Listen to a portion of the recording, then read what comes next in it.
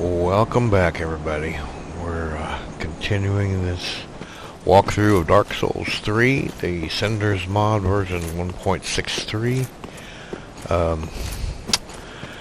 We just killed the first boss. We're getting ready to head to Firelink and check out some of the new things that this mod has added to the game before we continue to Lothric Castle. I knew that was coming.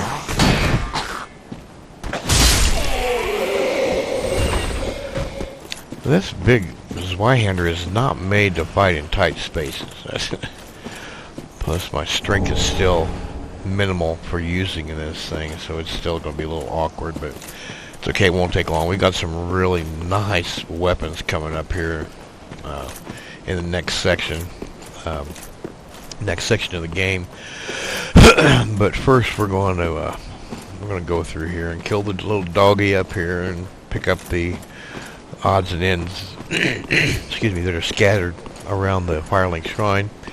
And then we're going to go light the fire and take a quick trip up the tower, because we don't have to wait and collect 20,000 souls to buy the key to get in that tower anymore, because we started the game with a master key. Let's see if we can hit the doggy. Oh, man. Getting good at this, I'll tell you. Come up here, it should be an ember. Yes, that hasn't changed.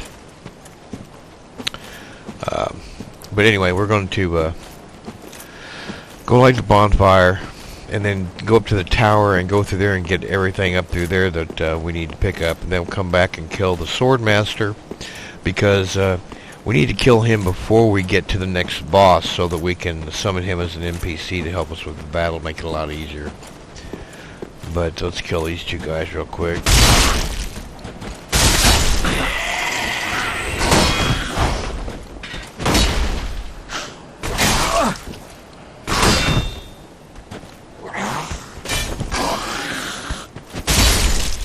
Teach you.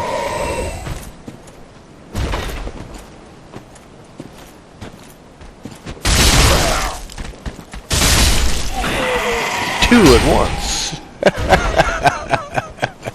That's one thing I do like about the great swords, is the arc of their swing is so wide. You can take multiple enemies out at the same time, and that's really nice when you get these little hordes and little gangs of enemies swarming you. Just take a couple of good swipes and they're gone. Let's see, let's go up here and kill these two guys. I think there's another ember up here and another homeward bone. I think that's what's up here.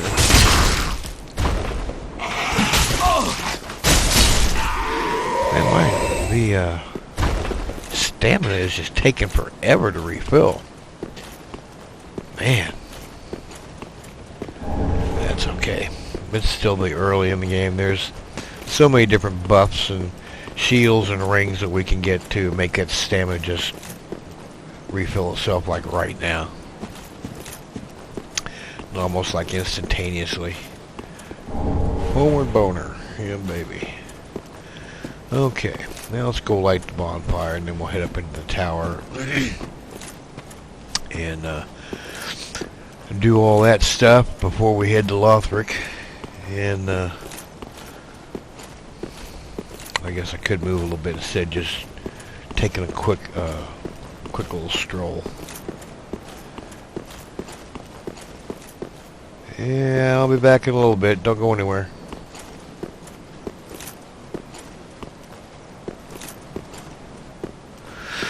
So let's head inside Firelink here and spend some of these souls. I think we don't have enough Titanite to upgrade the weapon. Besides, I really don't want to upgrade this weapon. Because we're going to get a really, really good weapon that you can play through most of the game with and still be just crushing everybody. So I really don't want to waste my shards on that, because this is going to be strong enough through probably a quarter of the game, and we got 2 or 3 really good weapons we'll pick up between now and then. So let's rest here. There we go. how do you like this new menu? This is the new Bonfire Menu. They've taken a lot of the things from Dark Souls 1 and added it to it, because now you don't have to go to Andre, the blacksmith, or any of the blacksmiths to reinforce or infuse the weapons. Also, you can start infusing the weapons immediately. The only thing you will need is the correct gem. Now, the gems can be found everywhere throughout the game.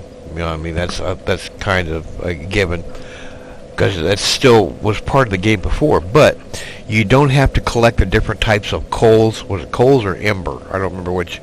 I think it's the different types. Yeah, the different kinds of coal, and give those to the blacksmith. Now, and you can automatically infuse without that. You can also reinforce your weapon from any bonfire. Then they've got this thing as forge item. Let's say you get out somewhere and you start getting poisoned and you don't have any more purple moss clumps. Well, if you've got a bonfire nearby, you don't have to come all the way back here to the merchant to buy them.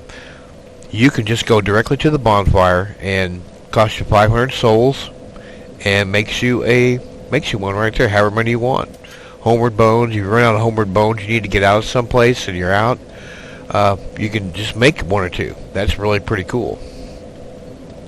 And then you got this sacrifice item. Let's say you're leveling up, and you're like 30 souls short of a level up. So you come to here, and there's something you want to sell, and you're not the merchant. You can just find this, and if I wanted to get rid of that, I could get 150 souls added to that, just like it. It's like you're selling it to the bonfire. Is basically what it is. And same way with the forge item. When you forge, you're basically buying it from a bonfire. The only thing you do have to do is to burn the undead bone shard. You do have to come back to Firelink to do that. And you have to come back to Firelink and visit Andre to upgrade your Estus flasks. So you still have to come back for those two things. But anyway, see up there that little soul item? That was not there in the base game. Let's go get that. That's 2 of the 4. I call them the guides. Two of the guides that tell you, and plus you get a ring right off the bat with this. Champion's Tome and Death Anew.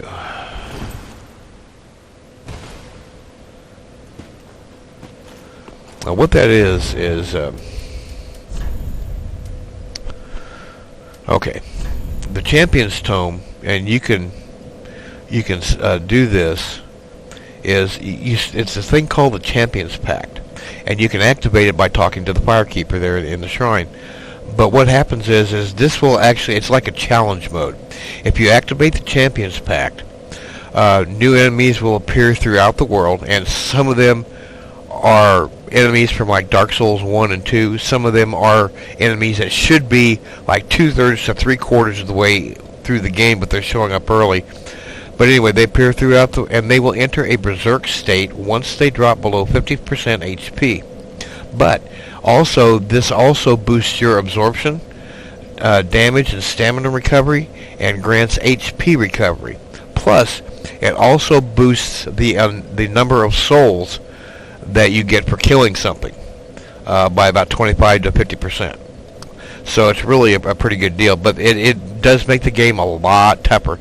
I've seen a couple of times where you just get swarmed with dogs, or in the swamp, those hollows carrying big trees, the logs, you just get swamped by 4 or 5 of them, you can't get away. But the other one is Death Anew, and basically, if you can go through the game and defeat all the bosses without dying. Now, from what I understand is you can die any place else, but if you can, when you're in a boss fight, if you can defeat the boss without dying in any bosses, you'll get this Crown of the Great Lord, and I have no idea what it does. I don't know what's supposed to be real special about it, but that's one of the things you get. Now, if we go down here and talk to here, let's activate her. Welcome to the See, there's a Champion's Pact. If you activate it,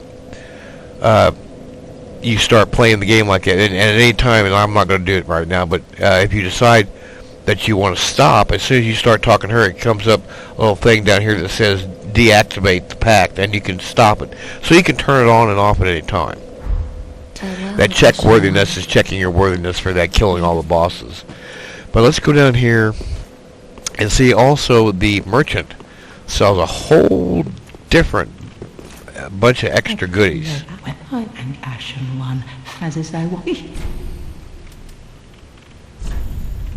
See, and these do not actually add fire or magic to your sword or your weapon.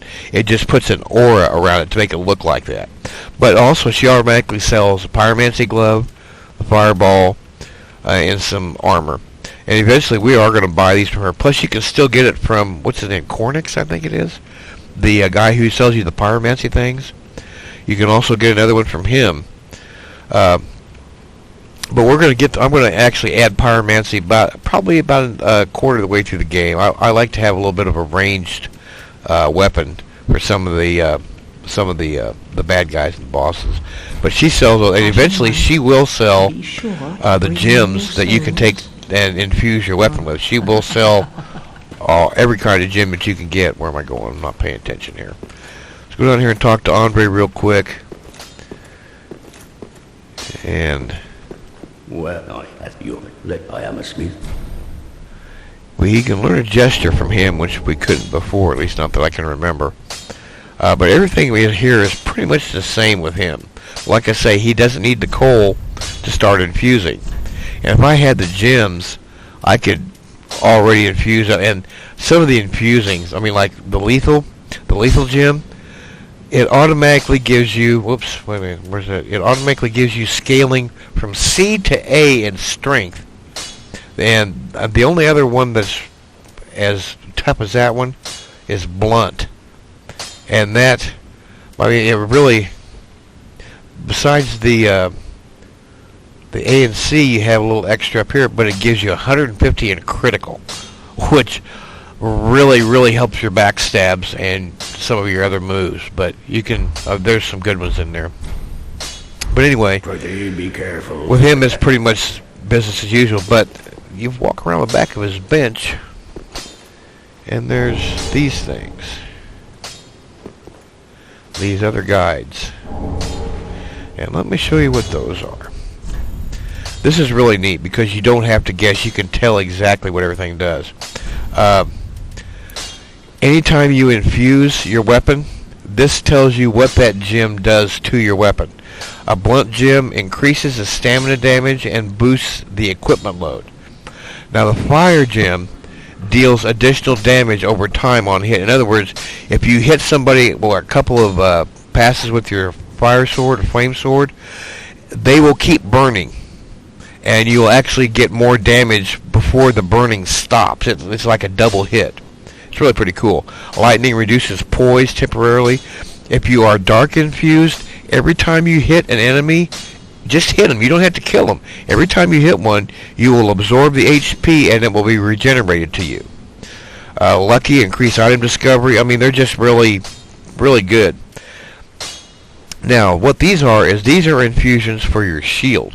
You can infuse your shield with different gems. And this is what you get. You get a lot of absorption, but you also, one of them grants FP recovery. Now that's, like I showed you earlier in the last episode, your FP automatically regenerates very slowly anyway. This will make that a little bit faster. You can do stamina recovery, HP recovery, increase your, and these are just things that you can, infusions you can add to your shield. So there's just so many different things that you can add and adjust and tailor them basically to your style. And here's one of the neat things they added. They added a battle dummy, a practice dummy. Read the message. You can practice your combat techniques, check and see how strong your hits are, how much damage you're doing. 186. But if we do this, if you hit him, let's try that again. Let's lock on first. That'll make it better.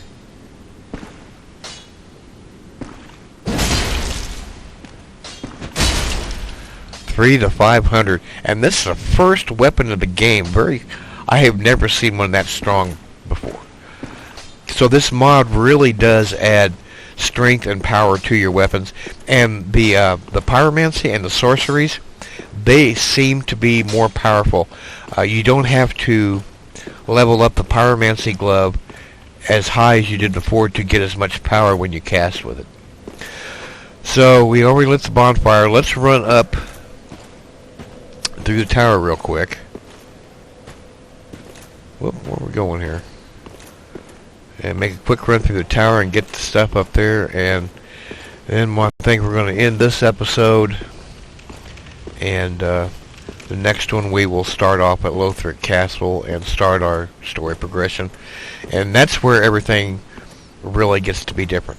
Different enemies, different drops, different items in places where they're not usually, items in places where there wasn't anything to pick up before.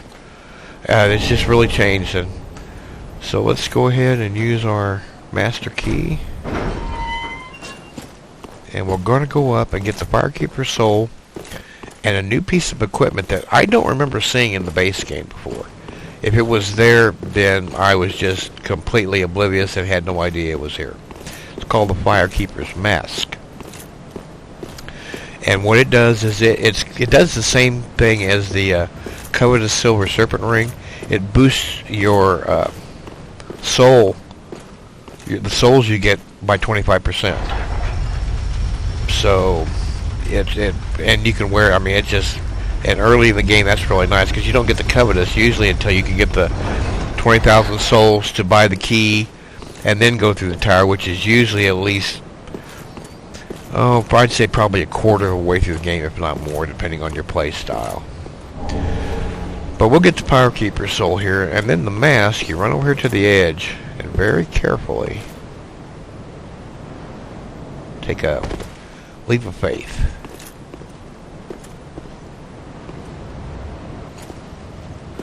And you walk around, and right there laying on the ledge, a Firekeeper's Mask.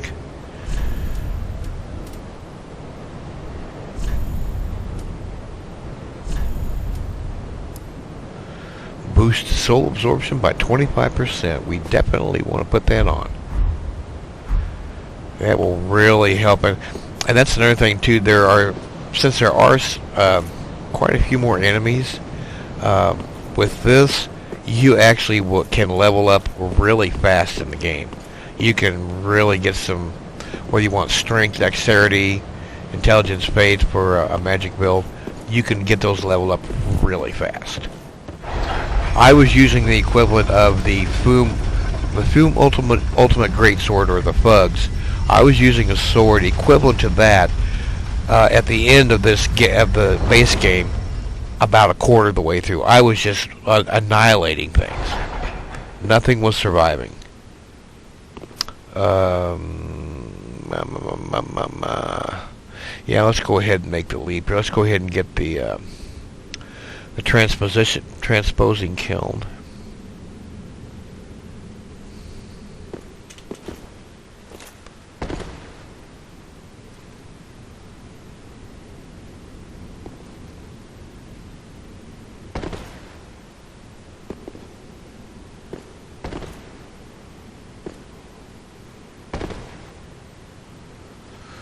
Yeah, I have to watch it. There's a couple times I let my health get way too low, and I died on my last jump.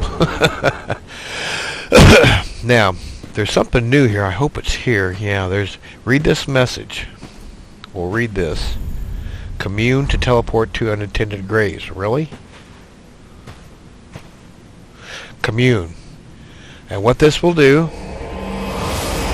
is take us to the bonfire at the unattended graves, which is probably 3/4 of the way through the game before you normally can get there.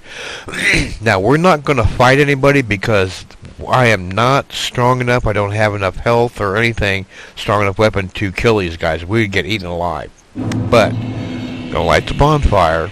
You see the shiny up ahead there? That's a Titanite chunk just laying there waiting to be snatched up. So what we're going to do is we're going to go grab it real quick, and then we're going to go back to Firelink and go kill the Master Sword, Master Swordsman, Sword Master, whatever they call him. Chunk, chunk, chunk. And we're going to trade in these souls, and then we are going to go to Lothric Castle. Why did I do that? I'm still not used to this menu yet. I'm not complaining because it is really so good. I am just so thrilled with this game. I get off work, I come home, and I start playing. You'd think I was a little kid again. I'm 63 years old, so I've been gaming since the original Pong, and I'm still a gamer. I don't know that I'll ever quit. It's good for my hand-eye coordination, plus it keeps me from losing my mind. I live out in the sticks. I live far away from civilization. I don't go out. I worked in bars. I was a bouncer and a DJ for 30 years, and I just got tired of the people. So I just stay home and play my games, and this game has me. This is my world anymore, because I can control it. Well, just wasn't. I don't think I have enough. Well, I don't think I have enough of it. No, I don't. Pretty be careful. So what we need to do, let's, oh, we gotta go up and get the Estus shard. We didn't get that. On the other side of the, tower. Let's go ahead and cast these in right now. Let's level this up. Let's do, I'm not going to do anything to attunement or these two for our pyromancy till later on. I'm not really worried about that. I want to get the strength and the dex up, because most of your weapons are going to have at least 16 to 18 dex, the big swords. And once I get that up to 28, I think 28's the lightest ultra great sword. So once I get that, then we can start putting points into everything else. Nope, don't want to cancel it. That's where I want it. So let's go and see, where are we at in our time here? Well, we're at about the 40 minutes. Well, I think we better quit. Let's take a break right here. And what we'll do is when we come back, we'll go up in the tower and pick up the Estus shard and a couple other things, and then we'll head off to Lothric and start the progression of the game and all of the new things and the new enemies and mini bosses and all that good stuff. So we'll see you all later. Hope you all come back and join us in the next episode. Thanks a lot. Y'all have a good one. See y'all later.